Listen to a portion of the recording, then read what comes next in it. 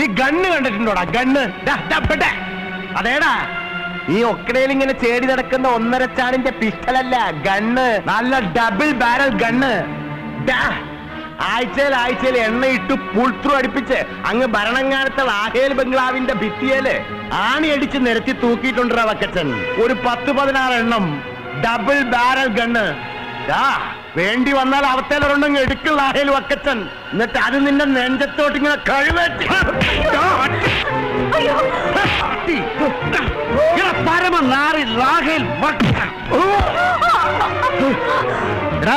അങ്ങ് പാലയിലും പിന്നെ നിന്റെ പൂഞ്ഞാറ്റിലും പിന്നെ അങ്ങ് കാഞ്ഞിരപ്പള്ളിയിലും ഒക്കെ നല്ല ഫങ് എന്ന വെടിപ്പായിട്ട് വെടിവെക്കാൻ അറിയാവുന്ന ഒരുപാട് ആണുങ്ങളെ കണ്ടിട്ടുണ്ട് സഖി.